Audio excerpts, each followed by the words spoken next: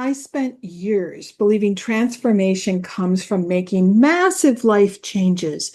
It was a divorce, it was moving and moving and moving, new careers. For me, it was also Paris, starting over. Those were big.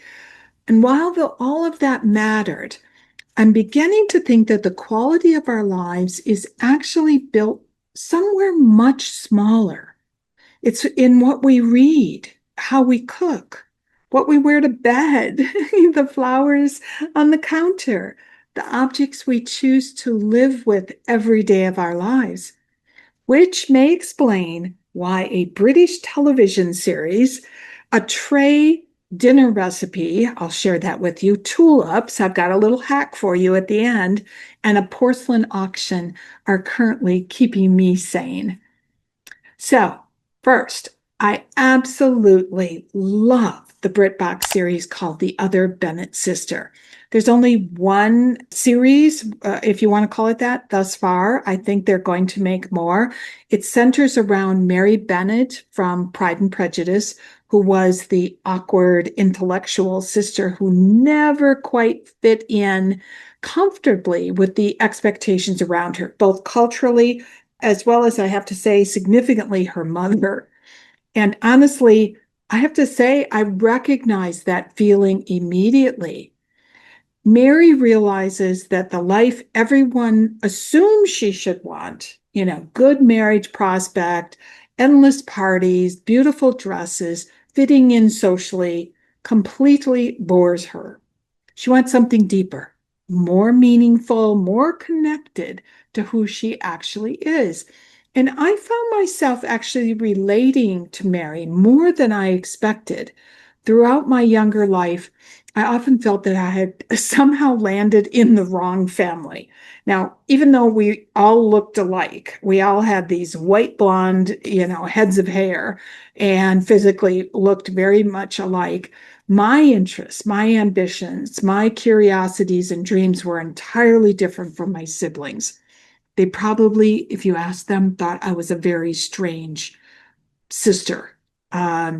It's like I have to say, I also, I had different life experiences even as a child because of my connection with so many of my good friends being Jewish.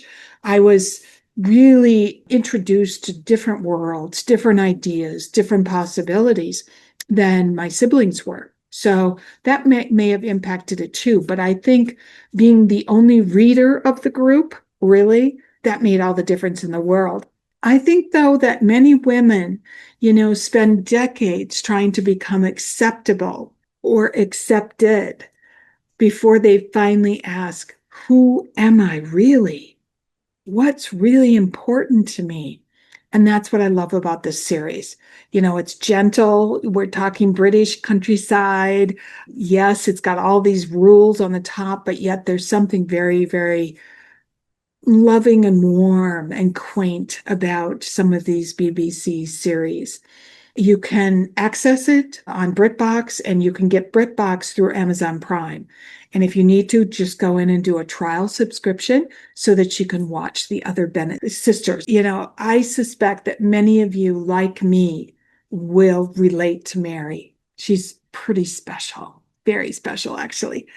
The next is a book, and I don't even know how I came upon this book.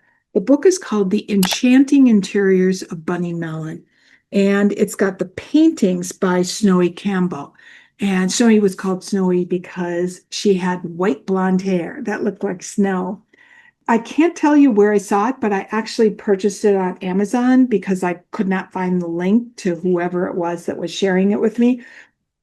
This is like, it's a coffee table book, but yet, it's like you're wandering through someone else's homes and a private world that we rarely ever get access to.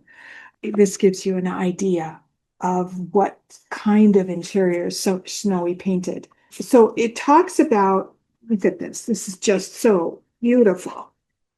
Isn't that just gorgeous? It gives you a little preview of who Bunny Mellon was. Her real name was Rachel.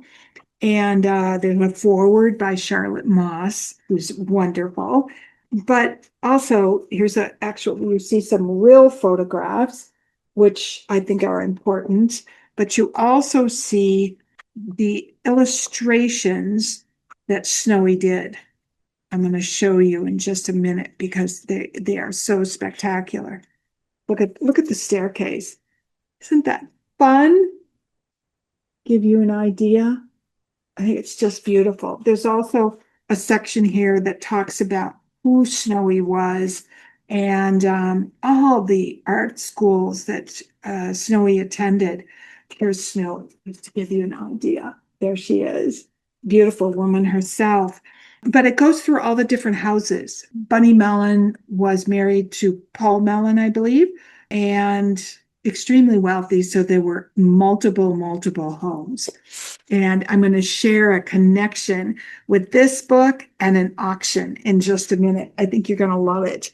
Interiors, though, are something that has fascinated me for a long time. For instance, Institute of the French Language in Paris. Let me give you a bird's eye view of this. This is the salon. So there's something about these kinds of, you know, etchings, paintings, I don't know, that just fascinate me. Here's another one that I think you'll love. These are spectacular. This is the actual library that appears in the Institute. But I have these kinds of paintings all over the place, which I think is so interesting. And years ago, I took a design course, and what I loved was actually drawing out interiors. And I've decided, because of this love of interiors, and this book inspired me, I'm going to take it up again. I'm going to try it in with some of the rooms of the houses that I live in, or apartments, I should say. And I think you'll enjoy it too. You'll enjoy the book. Whether you want to take it up as a hobby or not is up to you, but I think you would absolutely love this book. It's like a cup of tea, which I do need to show you this. I had a corgi once. His name was Jack. And this is Anthropologies, China. But a cup of tea and this book, oh my gosh, you will be so happy. Next, I wanted to talk to you about a YouTube channel I came across called The Doctor's Kitchen. I have become obsessed with his simple tray meals. I started doing it, and based on his YouTube videos, the recipes are super simple. We're talking vegetables. So he always says there has to be a green, there has to be a protein, and there has to be some sort of carb or starch. And then he has recipes for these very simple sauces that you can pour on the tray once it's cooked. I have turned my daughter onto it, and she is loving it, and her children are loving it. So you get these vegetables that are roasted. Sometimes there's chicken in the actual tray. You can also do tofu. My daughter has done some of her fish trays where you just lay wild, if it's cod, wild fish, salmon, or trout on top of the vegetables after they've cooked for a little while. But watch his YouTube videos. They're just wonderful. I'll make sure it's down in the notes below. But it's called The Doctor's Kitchen because he's actually a physician. It's fantastic. And what I think is so wonderful about it, I can make a small version for myself when I'm cooking for one, or I can do 2 trays when I'm cooking for my daughter and her 6 children. It's absolutely wonderful. Next, what key books? What do we title this? Books. I can't remember. What something that keeps me not bored, or I should say sane. The next is a actual auction site. For those of you who have never done an auction, if you could ever go to one live, they are so fun. Years and years ago, when I first moved to Boston, I went to some at the Skinner auction house, which was at that time was headquartered in Boston. And I would go to the preview nights, and you would get a glass of champagne and wander around and be able to. Auctions typically have previews, look at all of the items. But there are not many. COVID really did away with many of the actual viewings of auctions, for previews, I should say. And so now a lot of them are online. I have found this one called Bid Square, and I will put the information below. Bid Square is fantastic for China if you are interested in accumulating China. Now, this is completely unnecessary. One, especially not me, needs no more China in the world, no more patterns, but I love it. And just recently I purchased my initial pieces, very first pieces of the, and I don't know that I'm pronouncing this correctly, please correct me. It's called the Herend, the Rothschild bird porcelain. And so you can register in advance if there's something that you've fallen in love with, and you can bid either live, or you can put in a maximum bid. And often you will win, believe it or not. And you might say, but Sharri, how do I get it delivered? Bid Square, all of their vendors that they work with actually will ship it to you. You have to, obviously pay extra for it because it depends on where you are and all of that. But it's wonderful. So how an auction works, for those of you who don't know, is, let's say you place a bid for $500 for some porcelain, as an example. There is a 25% surcharge, if you want to call it that, that actually goes to the auction house. Okay, so you will pay that on top of whatever your bid price is. Shipping is on top of that, because the shipper is typically not the auction house. The auction house has relationships with the specific shippers, not unlike when you go to an antique or a flower show. I did a video a little over a year ago on the Nashville Antique and Flower Show, and there were all kinds of shippers that were there waiting to give you bids as to what it would cost for you to ship to wherever you are. I love Bid Square because it allows ordinary people like me to access auction houses all over the country, or all over I think they do the world. So for those of you who are in Canada or the UK, or you'll have either your own auction houses that you can check, or see if Bid Square actually sends to you. But there's a connection here that I did not realize until I actually sat down and started to look at Bunny's book. And that is that I purchased, as I mentioned, a few pieces of the Herend, which I think is so cool. And look what's in the book. I think this is so fun. This is the same pattern. And I bid on and got, I think it was one tureen and a teapot and a coffee pot. And, you might say, what in the world do I do with a coffee pot? Like a little China coffee pot. The coffee would get cold really fast. I use them as vases, believe it or not, flower vases. So if you love the porcelain, it's an absolutely wonderful, wonderful way to accumulate different patterns and see what mixes and matches. I have never bought things like clocks or significant furniture on an online auction because I'm afraid the shipping would be too expensive, but I don't know. Try it. So check out Bid Square, register, and just see what some of the items might be. I am in London. I just arrived yesterday, and I will be going to the Chelsea Garden Show on Tuesday as part of the My French Country Home group. I cannot wait. And I will have a video on the Chelsea Garden Show coming up. But also, you might say, oh my gosh, Sharri, do you have a garden? No, I don't. This is so ironic, but I love flowers. I have no garden. I don't even have a window box, honestly, but I love arranging flowers. I love the language of flowers. Flowers just make all of us happy, don't they? There's nothing can make you sad about a flower. And also keep listening, because after this portion of the video, I'm going to share with you a great tip I got from a florist in Boston that will make your tulips last longer. And who doesn't want tulips that last, a week plus and have them be actually straight up? How perfect.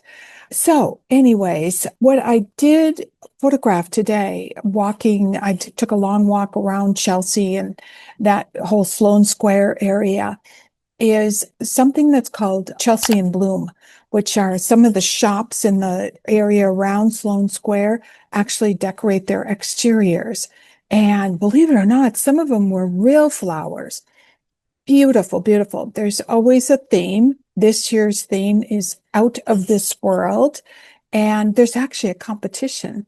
So, anyways, I will make sure to post a few of those photographs so you get an idea of what it looks like. Every town should do this, shouldn't they? How fun. So, when your garden shows are going on, have a contest of the shops in the area. I think that would be a fabulous idea. Okay, now I will be filming the Chelsea Garden Show for you. What I can, I have no idea what the rules are, or even as part of the tour group that I'm with, whether or not I will be able to do that. But hopefully, fingers crossed, and stick around, and the tulips are coming up next. Okay, here is my hack for flowers. It was tulips specifically. Now, it might work for other flowers. I don't know. That's a question to ask a florist. And it was a florist in a very phenomenal flower shop in Boston, right on Newberry Street. Okay, these tulips were purchased this morning, and you can see they're already drooping, right? Already drooping. They will end up down here, as all tulips do. These tulips were actually purchased yesterday, and they sat in my car for, honest to God, 4 hours. I didn't think I'd be able to save them. They were hanging way down. And I thought, okay, I'm going to try it. No matter what, I'm going to try it.